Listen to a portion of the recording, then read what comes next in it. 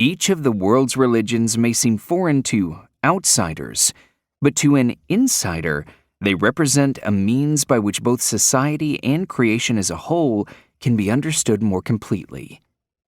The fact that you're listening to this book suggests that you are prepared for a mutual understanding of reality in today's diverse world. To make that search easier, this part gives you an overview of some of the commonalities and some of the most important differences you can expect to find among the world's major faith systems. It also offers a preview of the more detailed discussions to come. Chapter 1. Why learn about other faiths? In this chapter, the growth of religious diversity. The approaches to different religions are changing. The multi-faith society. The ways this book can help you. If there was ever a time in human history when understanding the religions of other people was an advantage, this is that time.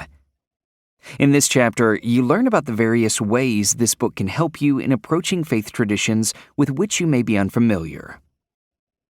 I read the news today. Oh boy. News coverage of what were once seen as alternative traditions and patterns of devotion is seemingly at an all-time high in the United States. The reasons for this increase in coverage and interest are not hard to find. Current events are one factor.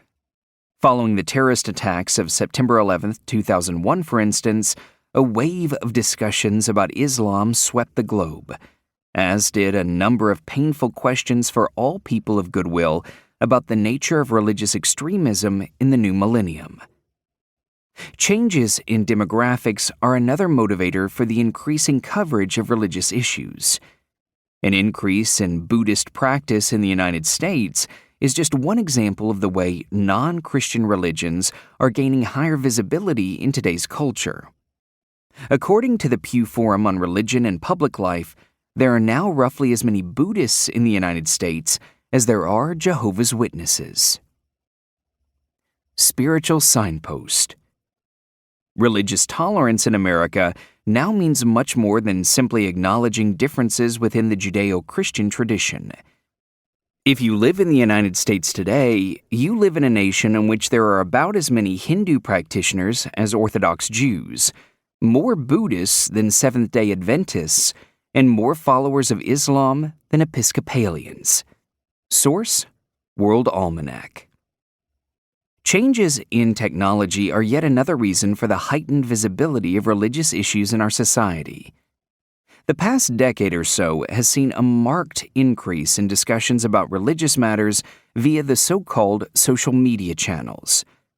Most of these channels did not even exist when the first edition of this book came out, but they now serve as important points of contact for an increasingly connected, increasingly diverse society. Online engagement about the 5 major world faiths of Hinduism, Buddhism, Judaism, Christianity, and Islam is now quite vigorous, as are virtual discussions about more regionally oriented faiths such as Sikhism and Shinto. Yet, for all the news coverage, for all the new demographic information, for all the online traffic, there is often much more passion and emotion in our discussions about religious matters than there is sound understanding. In 21st century America, we find ourselves citizens of a larger, more religiously pluralistic society than ever. Yet we also find ourselves in greater need of good information about the various faith systems. A spirit of what Christian believers might call ecumenical outreach sometimes seems missing in contemporary discussions about religion. That spirit, curious, not judgmental, patient, not rushed, open-minded, not out to score points, is what we are supporting with this book.